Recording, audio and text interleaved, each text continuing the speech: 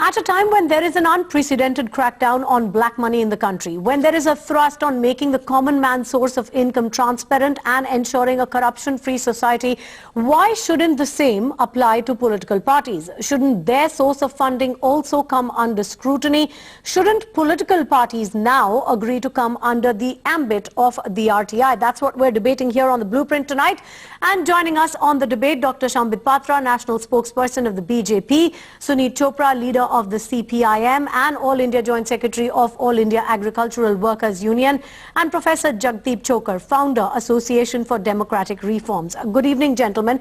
Dr. Ambit Patra, I'd like to start with you, because at a time when the government is ushering the entire country into an era of transparency, there is a crackdown on corruption, a crackdown on black money. Why is there a reluctance from political parties to make their source of funding, their expenditure entirely transparent? Why is there still a reluctance for political parties to come under the ambit of the RTI? I would answer that specifically, but to begin with, as you rightly pointed out, there's an unprecedented attack on the generation and use of black money. And definitely this attack has also, in a way, attempted to bring out to the fore the political funding as well. And the political funding, which was as yet quite untransparent, also has been brought to the forefront, and political parties are also hit. Because transparency would increase, black money was also used for political funding, which would be hit by this demonetization process. Now, as far as the issues, the specifics of the RTI Act is concerned, since the interpretation of 2H, if you would remember the section 2H of the RTI Act, yes, that is what is of prime importance. As far as Bharatiya Janata Party is concerned, we are for transparency, but the 2H which mentions, section 2H which mentions that political parties are public authorities, naturally that is the reason as to why there has been some amount of debate and discussion around this section 2H, because if political parties are made into public authorities, leave aside the financial part, I would speak about the financial part also. But the most important issue is people would be asking question on what transpired in the General Secretary's meeting within the party domain, what happened to the particular seat as to how the decision was made that a particular person should be given the ticket for contesting in that election. These are the issues which have to be settled. If you would remember, in 2013 September, this whole issue was referred to a parliamentary standing committee as well. And the parliamentary standing committee has given its report, had then given its report. The whole thing went to the Supreme Court also. Since the whole thing is under the discussion on the umbrella of Supreme Court, it would not be very fair for a national spokesperson to make further comments on it. I would just say that, look, as far as the financial transparency is concerned, Representation of People's Act 1951, the RPA 1951, and the Income Tax Act, these two are the important acts under which the financial proceedings of a political party can be put into the public domain. Even the Election Commission, if I'm right, under the section of 29C, can make all the financial proceedings of any political party public, and that the Election Commission has been doing. As far as the financial section is concerned, this is all that I have to submit. Ambit, there are two issues here. There are two issues here. You know, you mentioned 2013, and I must remind you that in 2013, the BJP did say that we are for anything which moves towards transparency, and yet now we see that as far as the RTI is concerned, you are with all other political parties in trying to say that we should not come under the ambit. Last year, the government, opposing a plea in the Supreme Court to bring political parties under the RTI Act, said that this would adversely impact the internal working and political functioning. I understand that's what you've alluded to right now, when you said that then, you know, there would be questions asked as to what was discussed in the meeting and questions asked about minutiae which are not important. But that's not the point. The questions that the nation would really want to ask, the people would want to ask, is about the funding. And there are two issues here. I'd like to bring Professor Jagdeep Chokar in on this, because Professor Chokar, there are two issues here. One is of the funding itself, and how much do we really know about what is the source of funding? As per the ADR's data, how much do we know about the political parties' funding? How much of it comes from cash? How much of it comes from donors that are listed? What information is available? And the other issue is of electoral expenditure, and I'll come to that later. But first, Professor Chokar, why this reluctance to be transparent as to where this funding comes from?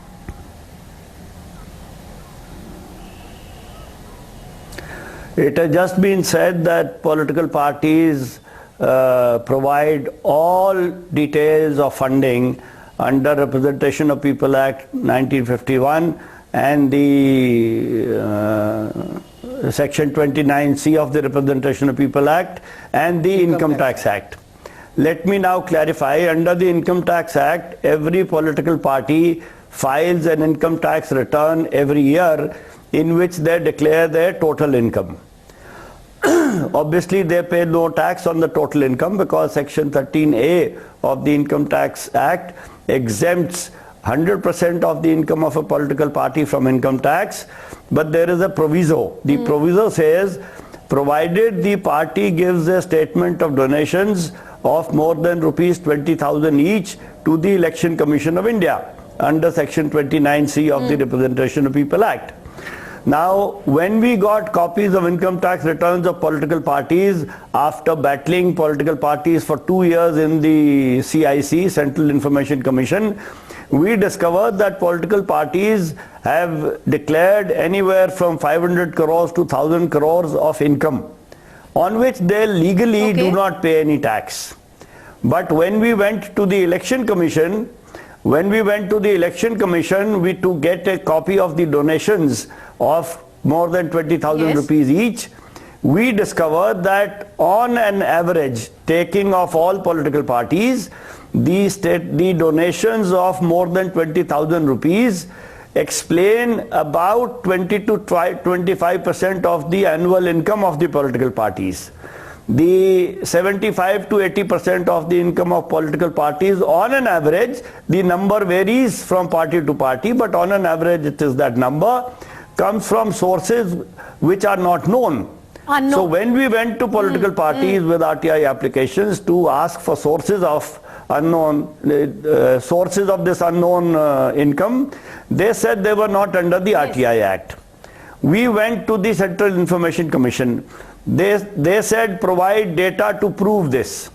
So we spent 2 years filing over 2,000 RTI applications to various government departments, got information from government departments, and as it was just said that Section 2H of the RTI Act is extremely important, the Central Information Commission, which is the highest statutory authority in the land to decide which body falls and is a public authority or not, after looking at all that data, the CIC found that 6 national political parties satisfied all the conditions laid down under Section 2H. And therefore, on the 3rd of June 2013, the Central Information Commission, in a full bench decision, said that these 6 national political parties are public authorities under the RTI. Now the question is, it is not left to anybody to agree. This is the most important point. I'm coming back to you, but I just want to quickly bring in Suneet Chopra on what you mentioned earlier. Now, if this is the fact, and if this is what has been thrown up by the research done, that 70 to 75% of the party's funds are in fact from unknown sources, the source of income is unknown, then isn't it a legit question for people to ask? People want to know, where does this money come from? Don't you think this applies to political parties too, Suneet Chopra? People want to know the rallies which cost crores and crores of rupees, campaigning, travel, stay. How does anyone know how any of this is funded? You see, there are ways of finding out. We find, for example, my party, the CPIM, every year we put our returns on the website, and anyone can go and have a look at them. And more than that, we give a proper account to the income tax authorities done by a chartered accountant. The third thing is that we are a party that does not accept donations from corporates. The third thing is that the Election Commission is given details entirely about our elections. It is true, you can say that many people say that a good bit is not known, but these are often very small donations for parties like ours. No, but Sunil Chopra, the point that Professor Chokar was making just now. No, you've said that you've talked about the fact that the income tax details are all listed. You put it up on your website. But what Professor Chokar was saying, they're all there. They're on a website. Professor Chokar can look at them. Yes, but what Professor Chokar is saying, he's looked at them, and that's what he said. If you look into them and you look at the accounting of donations, and we do not take money from corporates, which many parties do. Fine, Mr. We do not take money Professor from Chokar, if you want to come in here, the point that he was making is that the donations of more than 20,000 each amount to only 20 to 25% in most cases on average of the income shown by political parties. Where is the rest coming from? That is the question, Professor Chokar.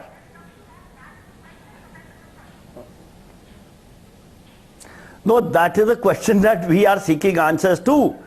And let me complete the story. The CIC said that these 6 national political parties are public authorities under the Act. They refuse to acknowledge this decision. They refuse to implement this decision. They did not question this decision in any court of law. After 2 years, the CIC, after sending show cause notices, said we cannot get our decision implemented. Political parties are not responding to us. Does it mean that the statutory authority under RTI Act has no jurisdiction over political parties?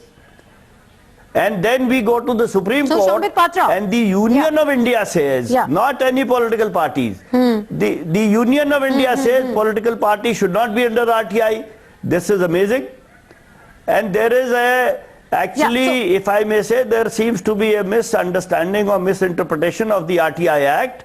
All the information that was being said, that who will contest election, why are tickets being given, RTI Act has a section called Section 8, which has reasons under which information can be denied.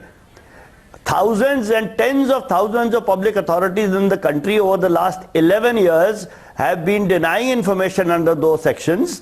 Political parties are welcome to deny information that they don't want to give. But under the garb of theoretical assumptions of this question, that question shall be asked. We'll look at that in detail in just a minute. But the important point that you mentioned, Dr. Shambit Patra, coming to you on that. Now, he was talking about the CIC judgment, and in its judgment, the CIC had said political parties should be held accountable under the RTI Act, since their constitution was akin to setting up a body by the government, and they also perform public functions after availing various financial concessions by the centre, and so on and so forth. Now, the fact is, why did you not go to the High Court? Did 6 major national political parties, as Professor Chokar just said, not get show cause notices from the CIC vis-a-vis this issue?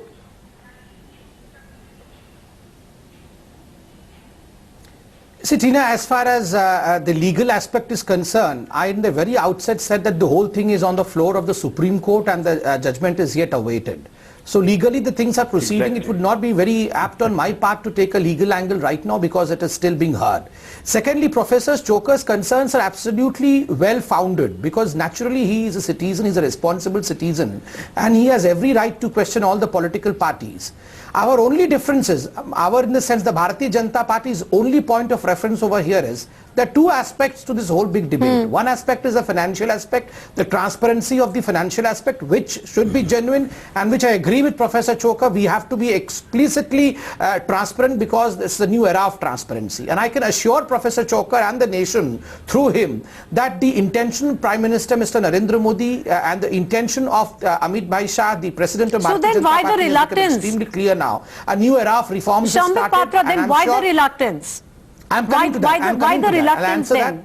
Yeah. I'm answering that. I'll answer you. I'll answer you satisfactorily. I'll answer that satisfactorily. So, in fact, the reforms have started. This whole demonetization, or rather the cessation of the legal currency, in fact, is a step towards it, which even the country is acknowledging. Now, as far as the second part, not the financial part, the second part is concerned, the hurdles. I'll just get you into a case study, and Professor Chokar can correct me if I'm wrong. He said that, well, there is a Section 8 under which we can even negate that these certain informations need not be given. But even to attend to the Section 8, we need a whole paraphernalia. Any political party, a political party of the stature of Bharatiya Janata Party, which is almost the largest political party of the country, would need a huge paraphernalia. Almost 100 people working round the clock would be able to answer the questions that are being sent to us through this public authority, the Section 2H issue. Naturally, these are issues that have to be addressed. We are for transparency, and I can promise you all the required steps definitely in the future would be taken to see to it that the electoral reforms are in position and people of this country can know who donates how much to any political party.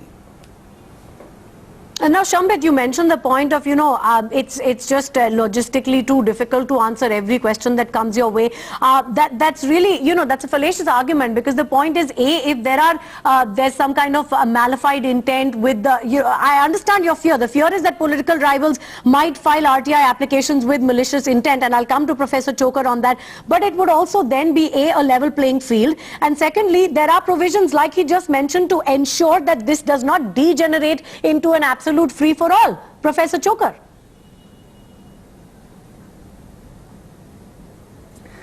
You see, this is very interesting. The arguments that are being given now, they were given in the hearings in the CIC. When the CIC sent show cause notices over 2 years, these arguments were not put forth to the CIC. The show cause notices were merely ignored. In the Supreme Court, the government of India gives an affidavit, and now it is being said that the matter is on the floor of the Supreme Court. The question is, why did political parties not respond to the CIC is not under legal discussion. It is a fact which has happened. And the question you asked is, why did the 6 political parties did not respond to these show cause notices of the Supreme Court, of the CIC? That is not a legal issue. This is a matter of fact. And each party representative should be able to tell us why did they not respond to show cause notices. The question is clearly being evaded. Now also, Professor Chokar, before I just get closing comments from Suneet Chopra and Dr. Shambit Patra, they talked about election expenditure, which is detailed to the Election Commission. Each candidate in fact files a detailed affidavit with regards to what the expenditure was. But we understand there is a dichotomy there too, because most in fact show that they are well short of the limit that has been set. Yet on the other hand, there is a perpetual demand that the election expenditure should in fact be increased. What have you found in your research? You see, this is again the election expenditure affidavits that the candidates are required to give at the end of the election. In 2009 Lok Sabha election, we analyzed the election expenditure affidavits of 6,753 candidates.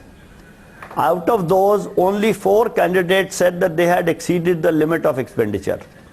30 candidates said that they had spent about 90 to 95% of the limit of the expenditure.